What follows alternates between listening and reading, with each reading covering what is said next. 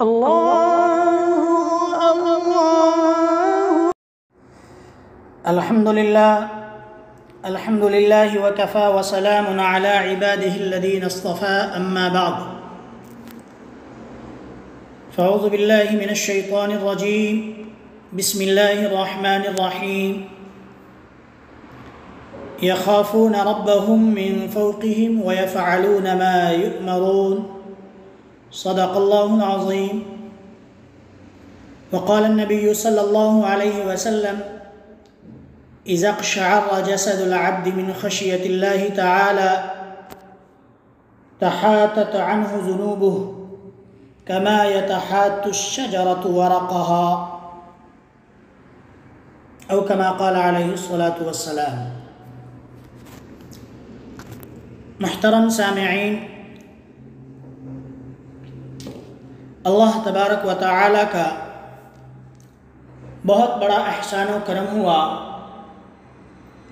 کہ اللہ تعالی نے ہم لوگوں کو اپنے فضل و کرم سے ایمان کی دولت عطا فرمائی۔ مزید احسان یہ ہوا کہ اللہ تعالی نے ہم لوگوں کو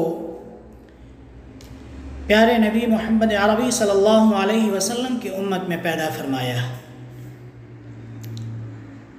میرے محترم بزرگوں، حضرت علامہ ابو اللیث رحمۃ اللہ علیہ فرماتے ہیں کہ 7ویں آسمان پر اللہ کے ایسے فرشتے ہیں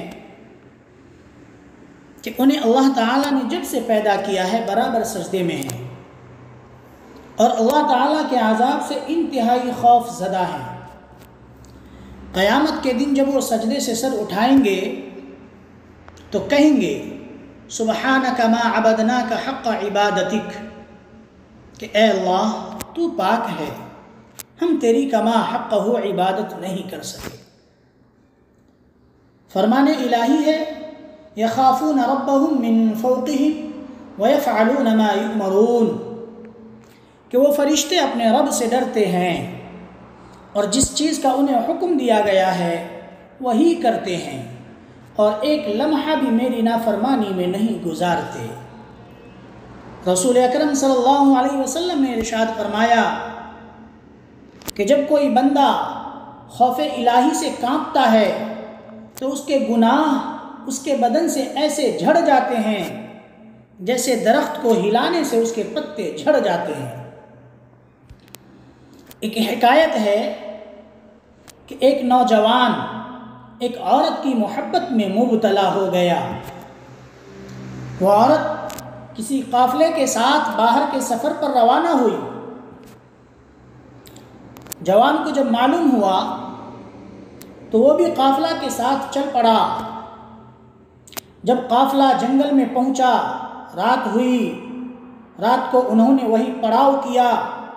جب سب لوگ سو گئے تو وہ نوجوان چپکے سے اس عورت کے پاس پہنچا اور کہنے لگا کہ میں تجھ سے بے انتہا محبت کرتا ہوں اور اسی لیے میں قافلے کے ساتھ آیا ہوں۔ عورت بولی جا کر دیکھو کوئی جاگ تو نہیں رہا ہے۔ جوان نے فرط مسرت سے سارے قافلے کا چکر لگایا اور واپس آ کر کہنے لگا کہ سب لوگ غافل پڑے سو رہے ہیں۔ عورت نے پوچھا کہ اللہ تعالیٰ کے بارے میں تیرا کیا خیال ہے؟ کیا وہ بھی سو رہا ہے؟ جوان نے کہا کہ اللہ تو نہ کبھی سوتا ہے نہ ہی اسے کبھی اونگ آتی ہے۔ تب عورت نے کہا لوگ سو گئے تو کیا ہوا، اللہ تو جاگ رہا ہے، ہمیں دیکھ رہا ہے، اس سے ڈرنا ہم پر فرض ہے۔ جوان نے جو ہی یہ بات سنی خوف خدا سے لرز گیا اور برے ارادے سے تائب ہو کر گھر واپس چلا گیا۔ کہتے ہیں کہ جب وہ جوان مرا ہے تو کسی نے اسے خواب میں دیکھ کر پوچھا کہ سناؤ کیا گزری ہے؟ جوان نے جواب دیا کہ میں نے اللہ تعالیٰ کے خوف سے ایک گناہ کو چھوڑا تھا، اللہ تعالیٰ نے اسی سبب سے میرے تمام گناہوں کو بخش دیا ہے۔ اسی طرح سے ایک اور واقعہ مجمع اللطائف میں ہے کہ بنی اسرائیل میں ایک کثیر العیال عابد تھا، اسے تنگ دستی نے گھیر لیا۔ جب بہت پریشان ہوا تو اپنی عورت سے کہا جاؤ کسی سے کچھ مانگ کر لاؤ۔ عورت نے ایک تاجر کے یہاں جا کر کھانے کا سوال کیا۔ تاجر نے کہا کہ اگر تم میری آرزو پوری کر دو تو جو چاہے لے سکتی ہو۔ عورت بیچاری چپ چاپ خالی ہاتھ گھر لوٹ آئی۔ بچوں نے جب ماں کو خالی ہاتھ آتے دیکھا تو بھوک سے چلانے لگے اور کہنے لگے امی جان ہم بھوک سے مر رہے ہیں، ہمیں کچھ کھانے کو دو۔ عورت دوبارہ اسی تاجر کے یہاں لوٹ گئی اور کھانے کا سوال کیا۔ تاجر نے پھر وہی بات کی جو پہلے کہہ چکا تھا۔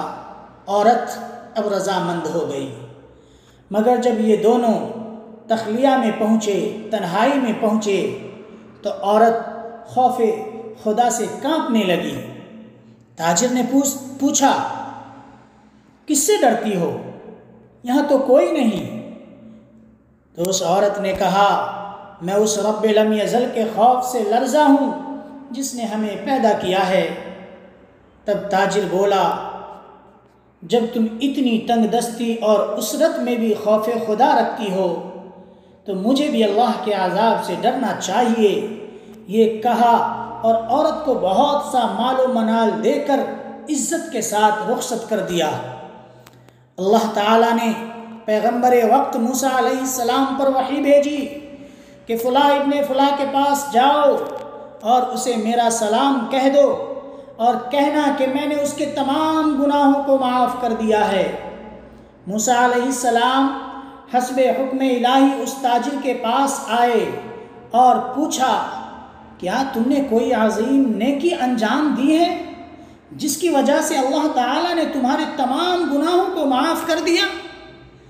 جواب میں تاجر نے یہی مذکورہ بالا واقعہ سنایا۔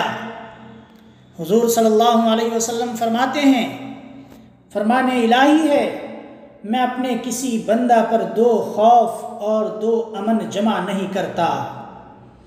جو شخص دنیا میں میرے عذاب سے ڈرتا ہے میں اسے آخرت میں بے خوف کر دوں گا، لیکن جو دنیا میں میرے عذاب سے بے خوف رہتا ہے میں اسے آخرت میں خوف زدہ کر دوں گا، اس پر عذاب نازل کروں گا۔